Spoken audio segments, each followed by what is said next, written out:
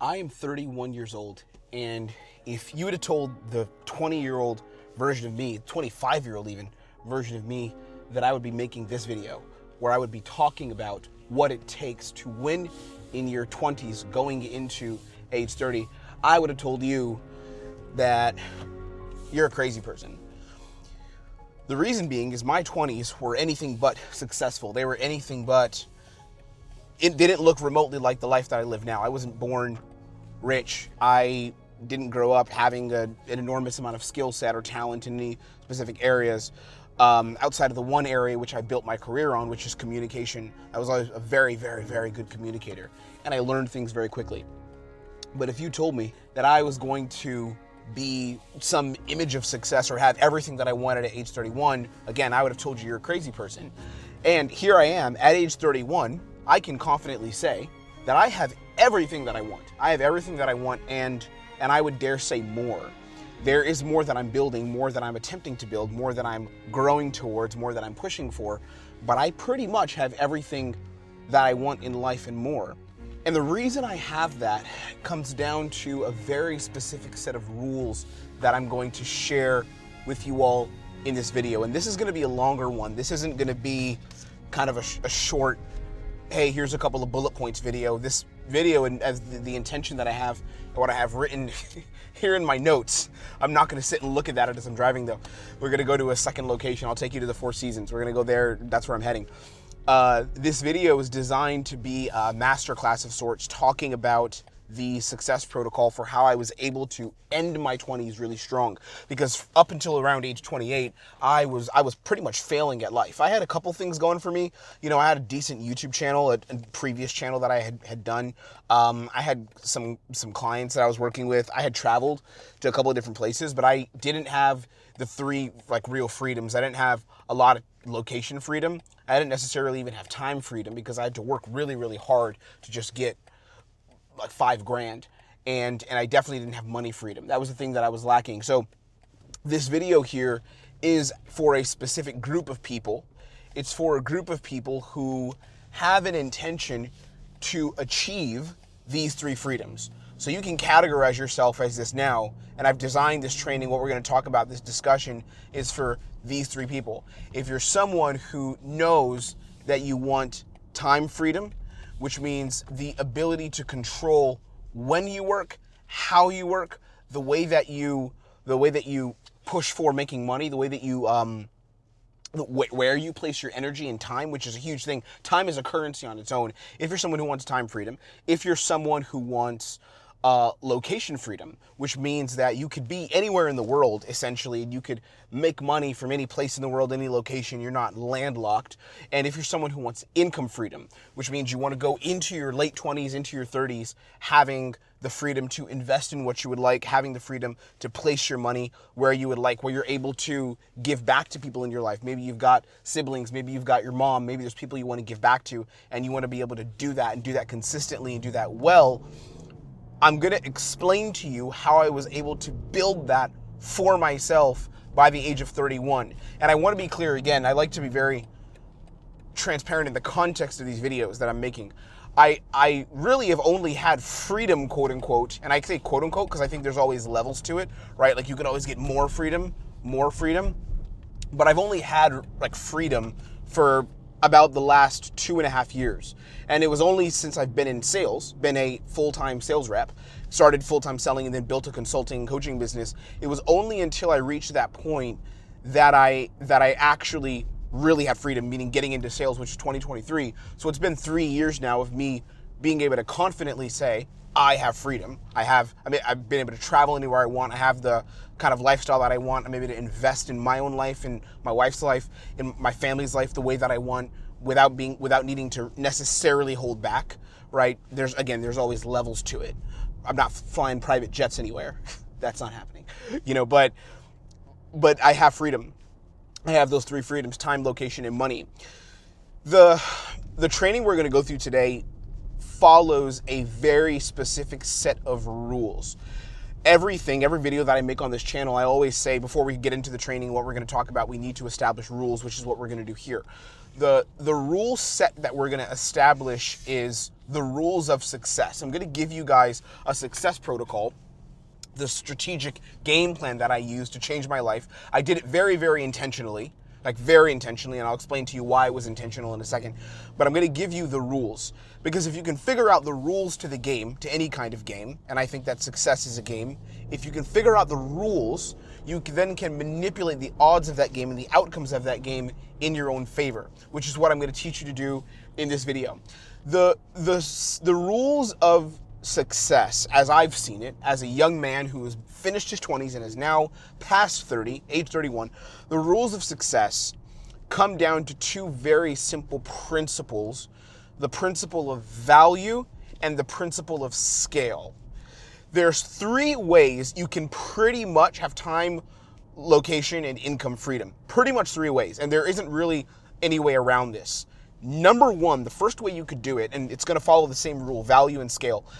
The first way you can do it is by getting lucky. You could get lucky. You could get born into success. That's one. You could just get born into it.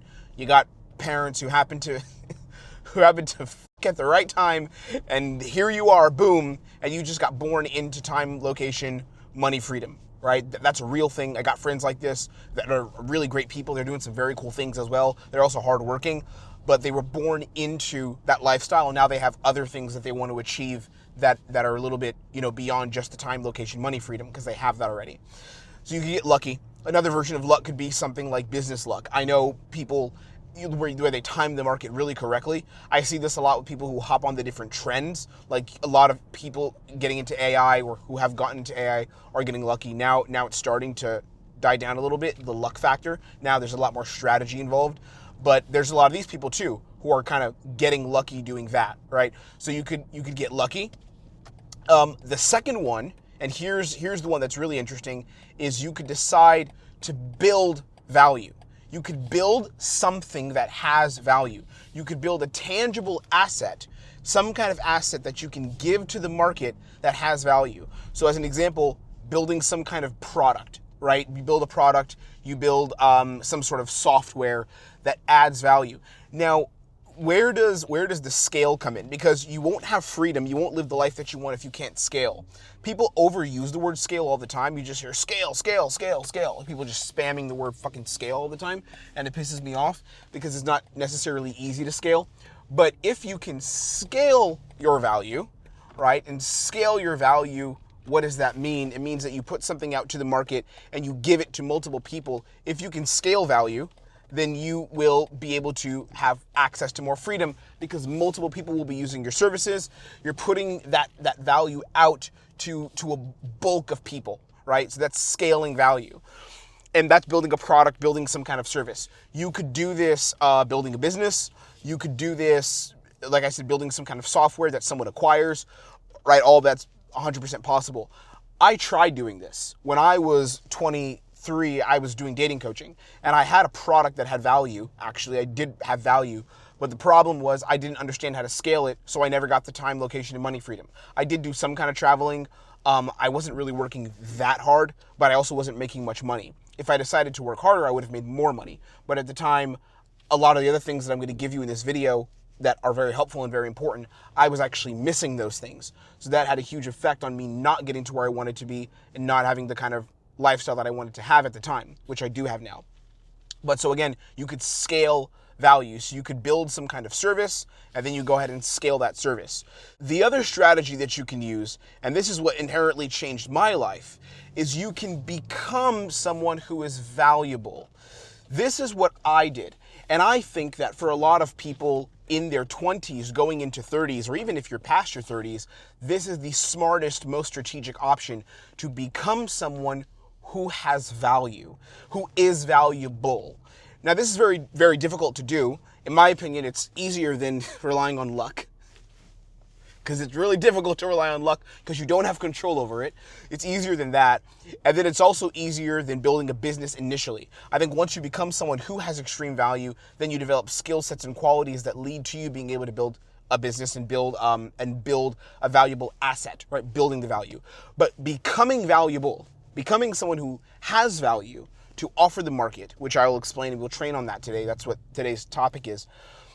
which is what changed my life into the age of 31. Becoming someone who has value is the smartest possible thing that you could do in your late 20s or in your early 20s or going into your 30s. And what happened with me is, again, I built value. I built value and I had a baseline skill set, so I was valuable, and I built something that was valuable. I built a valuable asset, but just because I built that asset doesn't mean that I was able to scale it, which I didn't do. I struggled with scaling and my entire business collapsed at age 27, which is then what led to me getting into sales and changing my life. So what we're gonna get into now, I'm about to pull up to the Four Seasons. Such a beautiful view in front of me. I'll show you guys. I'm driving by the Parliament, beautiful view. We'll go ahead and dive into the mechanisms that go into you changing your life, going into your 30s and winning in your 20s, completely winning and changing the game for yourself, okay? We'll go ahead and dive in. I'll see you at the Four Seasons.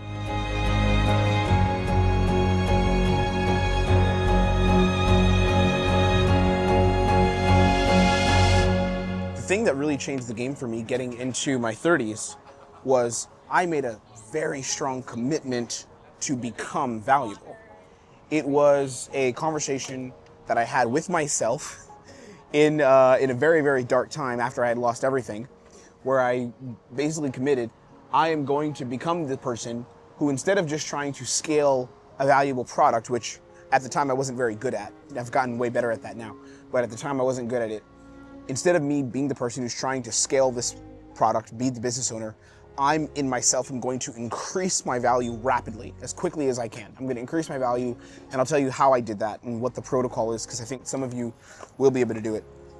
And I decided I had to make a commitment to becoming very valuable.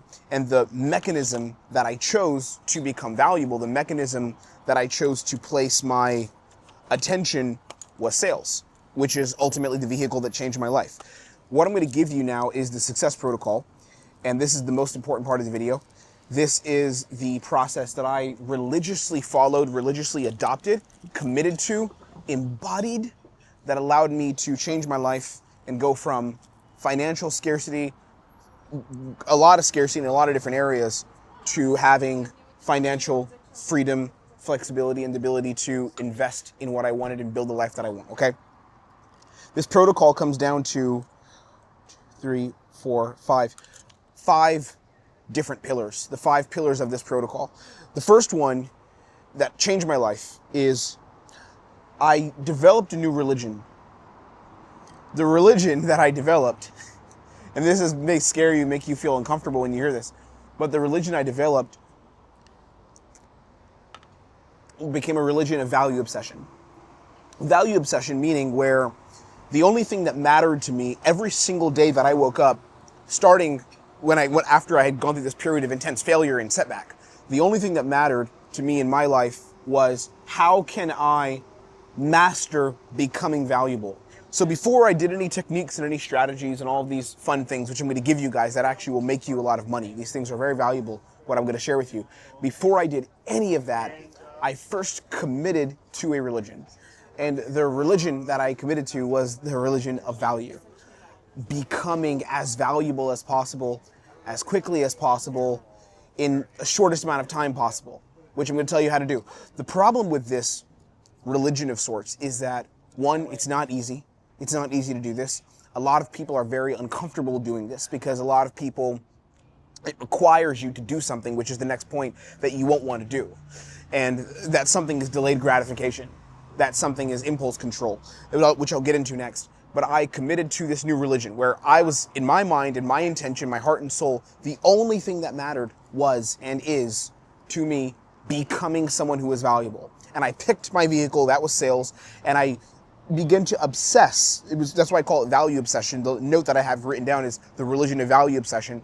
I begin to obsess over becoming valuable. How do I become someone who is extremely valuable? And I don't mean valuable in a moral sense. I don't mean valuable like valuable in the eyes of God. I mean valuable to the God of money, meaning I don't worship that God. I really don't, or I'd have way more money, trust me. But I mean, how do I become valuable in the market? How do I become a valuable player in the online space? Because that's where all the money was. I saw that's where all the people are making money. That's where the freedom lies. That's where the scale is. So how do I become valuable to organizations and companies businesses that are already at scale, that already have something that is valuable. How do I lock in on that and make that happen?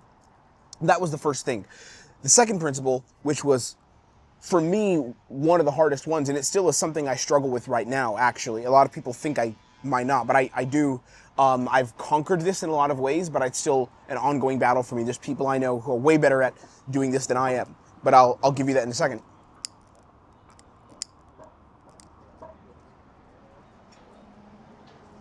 The second focus for me, the second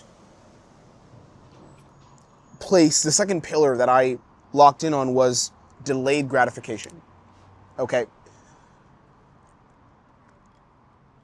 What happens to a lot of people that are in careers they don't like, or people that are very frustrated in their life state, is when they're in that place of frustration, they start to invest time and energy and momentum in environments, in tasks, in activities that just don't serve the end vision of who they want to be, where they want to be. That's why I asked you at the beginning of this video, I said, think about the life that you want. Do you want to be the kind of person who can create freedom for themselves and those around them? Do you want to be that person? Because if you do, it's going to require you to think differently. It's going to require you to act differently, okay? And for me, the thing that I would say was the key to open the door for me being able to then take on the right kind of actions, take on the right kind of behaviors to become who I wanted to be and make the money I wanted and have the freedom I wanted, was the idea of delayed gratification.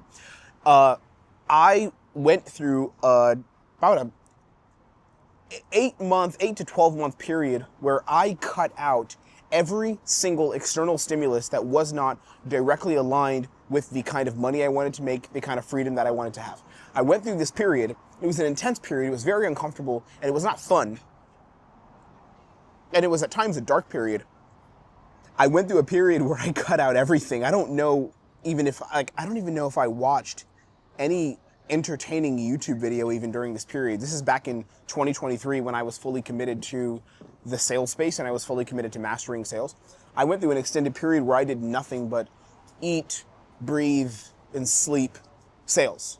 And I became so radically obsessed with value, and again, being someone of value, I became so obsessed with it that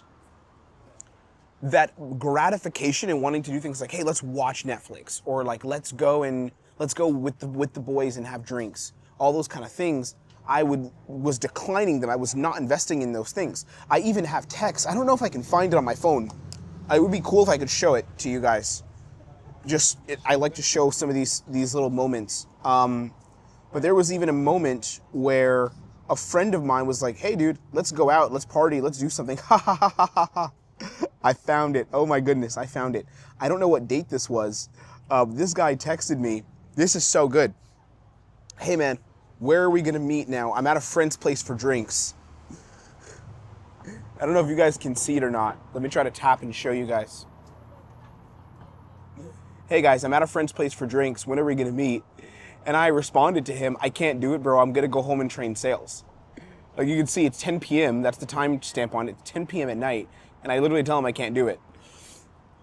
I gotta go home and train sales. I hope you guys saw that message. I don't know if you guys can see the bottom. I think you could. Yeah. And I went home and trained sales. Because that is the space that I was in. I was in a space of delayed gratification. And those nights sucked, by the way. Meaning I enjoyed the work, I enjoyed the process, and I'll get to that in a second. But those nights were freaking uncomfortable. Meaning I would see them on Instagram going out and having fun. Some of these guys were making good money and doing their thing. Some of them were guys who were born into money. You know, like this guy, I won't say his name, but this guy, he's got family who has money and stuff. And good for him. He's not really a hard worker, but he's a good guy. He's got a good energy, good character, good guy. I would see these guys having fun and going and doing their thing. And I'm sitting here in my 20s in Budapest, which is a cool city. This is where my wife is. She's Hungarian, that's why I'm here. And for a lot of other reasons, like business related, but she's a big motivation to have come to the city. And I'm sitting out, these guys are going out, you know, partying, doing cool things, meeting people. And I'm sitting here just getting role plays done for sales. Locked in on sales, right? And those were frustrating times.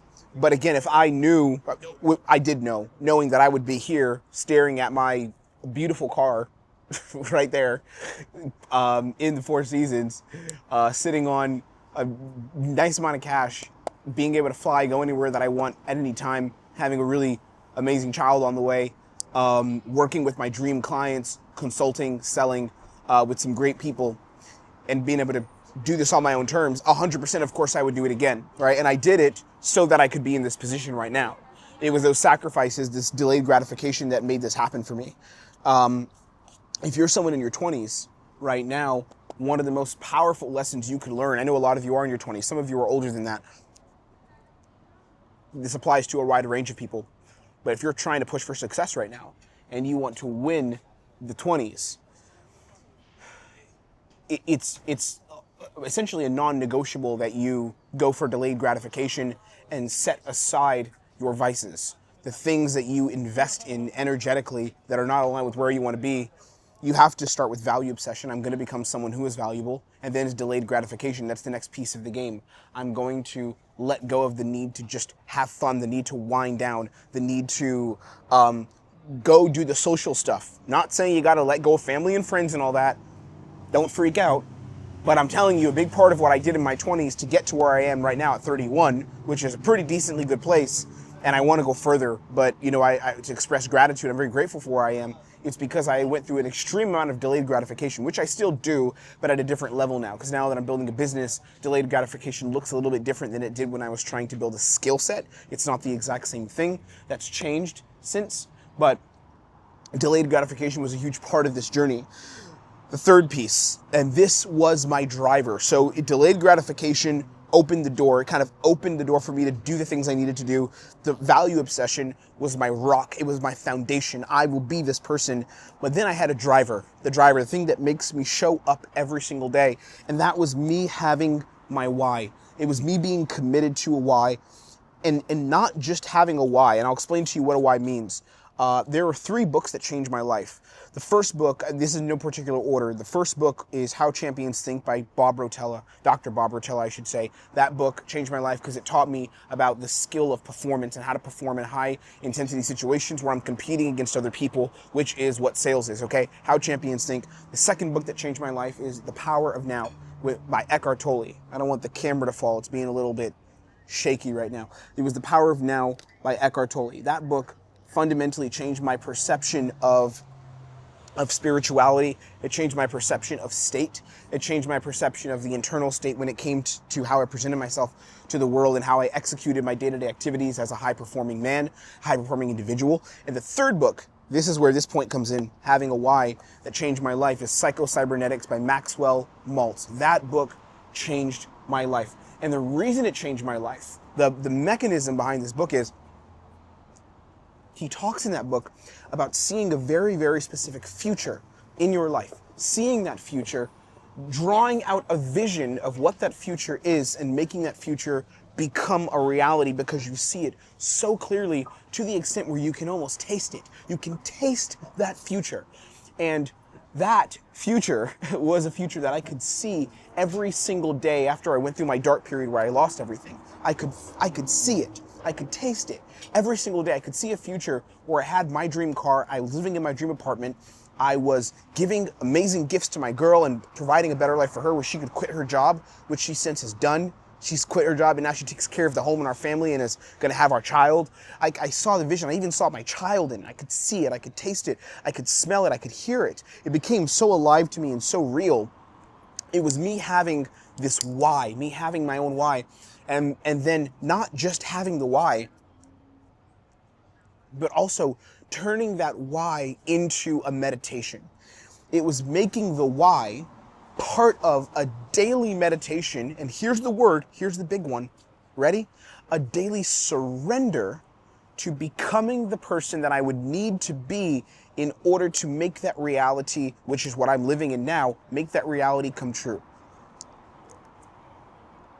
That was what it was. It was a daily surrender to this future, a daily alignment of and surrender to. This is the future that I see for myself, that I see for my family, the man that I'm becoming, the professional that I want to be.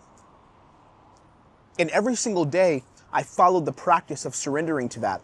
And I'm going to be very honest with you guys. So I'm very vulnerable, like just real shit with you here. it's a bit of a weird one to say on YouTube. I normally would only say this to like clients in my protocols training program when we have our talks. But I'll tell you guys this here. Now, as I'm making more money than I ever have in my life, I wrote a business that makes consistently between $40,000 to $70,000 a month, and we're pushing for more and more, breaking past those where we've gotten up to 70K. And you know, I'm seeing a lot of income come through my hands. It's hard to stay with this why because I kind of only developed a why to this point. Like the why that I developed is to where I am now, and now that I'm largely, to some extent, I'm not fully there, of course, but now that I am in that why and have experienced it to an extent, seeing it consistently in my own mind it becomes more difficult because I've had to change it and fast pace it, move it to somewhere else, right? But it's hard for me to do that. It's hard for me to see that why. That's good, bro. It's hard for me to see that why. And the reason is because the why is ever moving and the why is ever changing, and I haven't really had a catalyst, some kind of pain or setback, which I did have in 2023, to cause me to really develop and align with it and say, oh my God, I need this new why to become a reality, because I'm slowly moving forward. It's a struggle having more money in a way and being where I wanted to be and where I set out to be originally. But what I did at the end of my 20s was I turned my why into a daily meditation, into a daily energetic focus and energetic commitment. I meditated on it and I became that why, but I became that why in the present. So I want to take a second and share with you, if you're in your 20s right now or late 30s or whatever age you're at, 20s, 30s, you know, and you're saying, I want the freedom, I want the time freedom, the location freedom. You're looking at someone like me, a creator on YouTube, just some guy who's done a little bit more than maybe you have. And you want to make this future come true. Part of it is you have to see it first. You actually have to see the future and turn the actions of making that future become a reality into a daily meditation, a daily meditative practice where you meditate on that future. You say, I'm going to become it. I'm going to align with it. I'm going to embody it. I'm going to surrender to it, and it will come to light. It will come to fruition. But my why fueled me. The actions that I took to become that person were vividly in my head of who I need to be to make that why become a reality, make it come true. Number 4. Here's number 4. This is the work, the daily commitment. This is what it is. I committed to, here's where we get into what to do right. I committed to having a process-oriented mindset. A process-oriented mindset. This is an interesting one. The sales reps that I train, I run a coaching program called Protocols, where we train sales reps in how to go out and make them a bunch of money and change their lives. One of the things that I make very clear to our sales reps when they come in and onboard with us, they have like a demo call and work with us, is that the journey to success oftentimes is going to feel slow. It's going to feel muddy. It's going to be uncomfortable. The reason is because if you are someone who is results oriented, meaning your only excitement comes from, oh, I see the result, I see the outcome, right? Like, you know, I see the money coming into the account. If that's how you're driven and how you're oriented, it doesn't mean, again, that none of us want results. I want results. I love seeing cash coming into the account. Trust me, and I'm very good at getting that to happen, right? But a results oriented mindset means where the thing that you wake up in bed thinking of every day is, how can I just have the result? Like, how can I make the result happen? How can I make the outcome happen? Outcome driven. Versus a process-oriented mindset, which is where you take excitement, you take joy, you take fulfillment from process. This is how I was able to build my business now and scale the value, because I took joy in the process. What happened was, when I was learning sales, I didn't just learn sales for the utility if I want to close deals. I actually enjoyed the game of communication. I enjoyed the game of the manipulation that is sales. I enjoyed it. I appreciated it. I was excited by it, right? I leaned into it. And because I was able to do this, because I was so process oriented, doing the work that was required to make money in sales as a high ticket sales rep, you know, and then change my whole life, change my family's life, didn't feel bad to me. It felt good. So I was able to commit to this religious process where I was excited every day to show up. I was excited to do the work. I was excited to be on calls with other guys and role play with them, other guys and girls that I role played with. I was excited to be on calls and train and understand objections, understand psychology, understand leadership frameworks, build those frameworks myself and understand them internally on my own. I was excited to do that and give that process attention, time, and energy. But the reason I was excited to do it is because I was process oriented. All right, I wasn't outcome oriented, which is I just need the outcome and then I won't be happy. But I was like, I'm happy engaging in process. But again, this was backed by me having a why. It was backed by me having delayed gratification. It was backed by that religion I developed of value obsession. It was backed by all of that, right? Committing to process. You can't just commit to a process. It's not enough to just say, hey, I'm going to do something. You got to pick your vehicle. I think that the best vehicle to pick, the vehicle that changed my life, for people who are struggling to like build a value asset, which is a business, how I was struggling to build a business. The best vehicle is to learn sales. That is the best vehicle. It's AI proof. It's not going away. People are always gonna need face-to-face, human-to-human communication to sell expensive shit. It's gonna be that way for a very, very long time, right? The best vehicle in this economy, in this world especially, is to learn how to sell other people's shit. People who have value and have scaled a valuable asset, who built something of value, they need people to sell it for them because they can't be in all those conversations at once. So this is why I picked the vehicle of sales. And this is why I invested resources in learning that vehicle and mastering that specific vehicle, which changed my life. Quick note here. If you get triggered hearing this, then you're not going to make it. I'll tell you right now. What I'm about to say, if this triggers you, you will not make it and you will not have success. You will fail. Here's the point. You will not get to where you want to be when it comes to success. You will not get there if you don't invest resources in getting there. I am not going to sit here and tell you pay me for mentorship or coaching. I won't tell you that. I don't care who you pay.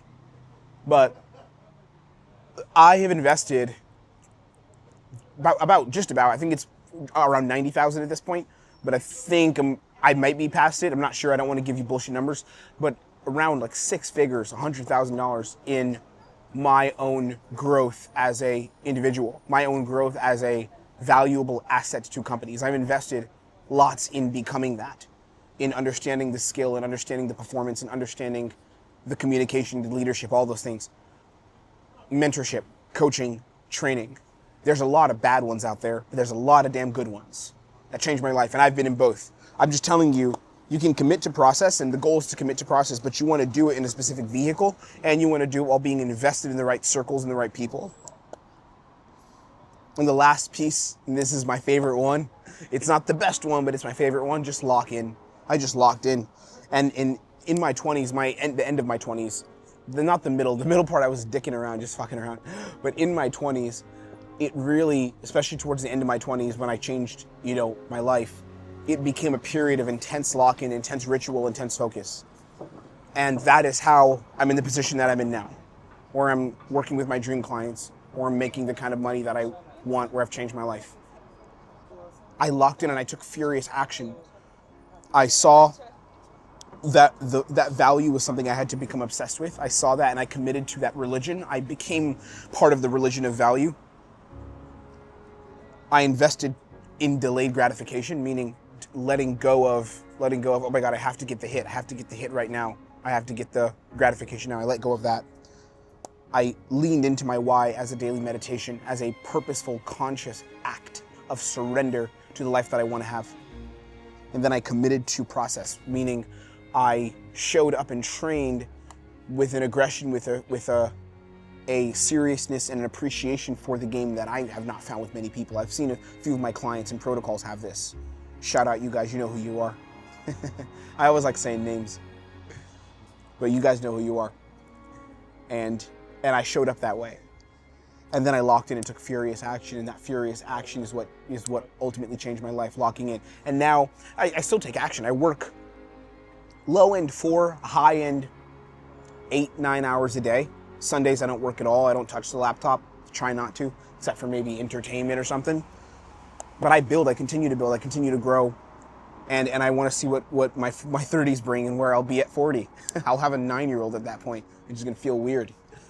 But life is a funny, funny game. And if you're in your late 20s, if you're going into 30s, even late 30s, it doesn't matter. Hey, if you're 60, you might be a little cooked, you know. But if you're 20s, 30s, even going into 40s, there's a world out there, and we have all this chaos going on in the world, but you can still change your life. There's so much money. There's so much opportunity. If you're in the West, if you're watching this in the West, oh my God, there's no excuse. But the key is, again, you have to follow this protocol, and it's very hard for most people to do it because most people don't want to let go of the gratification. That is a beautiful Maserati. I normally don't like Maseratis, but that was a lime green Maserati SUV. I'll never have one because that's not my car, my kind of car. But very nice. Goodbye. Go make yourself some money. If you want us to help you, I have all my links below, and I can help you. Just click below. I'll see you on the next one, okay? Take care, be blessed.